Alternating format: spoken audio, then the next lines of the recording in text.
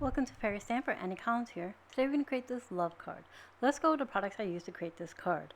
I use the Fairy Hugs Vine Heart Frame. This is FHS350. And from Memory Box, the Perky Love Die, which is CL5207. I'm going to bring in some VersaFine Clair and Morning Mist to stamp our heart in. Then we're going to bring in some Distress Oxide. We're going to use our background for this. We're going to use Tattered Rose and a little bit of worn lipstick if we need it to punch it up. Okay, so to save us a little bit of time, I went ahead and did some of our prep work. I went ahead and die cut this Bristol Smooth cardstock. I have a layering cardstock, the 65-pound weight, and a 110-pound side folding card base. And that's a white card base. I also cut some craft foam, which is really thin, to put behind our panel here. And I die cut our love 3 times out of white and 2 times out of the Shimmer pink cardstock, but it's only like 65 weight, so it's like too thin and it wasn't holding up, and I wanted it to be substantial. So that's why I cut it out several times out of heavy white cardstock and then the Shimmer one. I'm bringing in my blending brush, a paper towel just to clean it off to make sure I want the lightest shade of pink first on there, so make sure there's any extra ink, I get it off. So we're going to start on our Bristol Smooth card panel. We're going to start out with the pale pink, which is the Tattered Rose here. And I'm just making a swirling motion right here in the center. And this is just going to back our little heart frame, just enough to give some color behind it. As you can see, our color scheme here is going to be white, pink, and gray, keeping it soft, very easygoing. And it could be for Valentine's Day, or it could just be simply a love card. So I'm bringing in the vine frame heart to lay it over to make sure I have enough color behind it. So now I'm going to bring in some of the worn lipstick because I want to darken it up a bit. And I want to darken it towards the center and then fan out lighter towards the edges.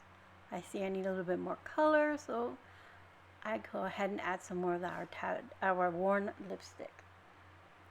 And I just keep blending it, softening it out, blending it out. And you can do this with any color you prefer. I just wanted to use these soft colors right now.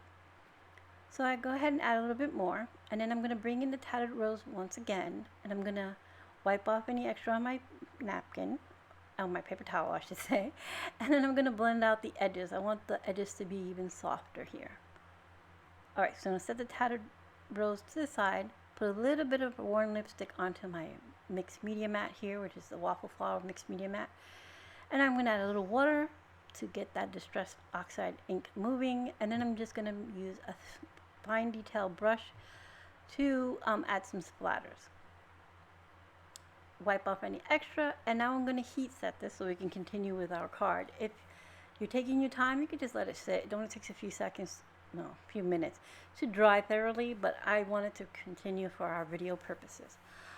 I heat set from the front and back. That will minimize my warping of my panel. Even though this is Bristol Smooth, which can hold pretty much water and ink and stuff, you still want to heat set it so you can move on. And you want to heat set it from both sides. That always helps with minimizing your warping of your cardstock. So I'm bringing in my stamping platform here, our VersaFine Clair in Morning Mist, which is a soft gray color. And I'm going to add now my stamp in the center here. I'm going to center it as best as I can. Pick it up, and I'm going to go ahead and stamp it several times here. And this is what the stamping platform of any kind that you have is great for, so you can do multiple stamps, especially with these solid stamps, silhouette type stamps. They don't always get the first crisp image the first time. So I'm going to go ahead and ink it up again. I had a little edge here that didn't quite come in. And once I get that, now we're all set. Pull it off my background here. And now I'm going to heat set my VersaFine Clair, because if you haven't worked with VersaFine Clair before, it takes a little while to dry. It's great for embossing for that reason. You can put your embossing powder on it and it clings beautifully. But if you're just doing like I'm doing, you want to heat set it so that it dries quickly. Alright, so now let's go on and move on with our project. We're going to add our craft foam to the back. And I just have some double adhesive on here. I'm just removing the backing. And this is thin craft foam. I picked this up at the Dollar Tree, but any craft foam would work. And I just cut it down to just a little bit smaller than my panel. On this side, I'm going to remove the backing of my double-sided tape.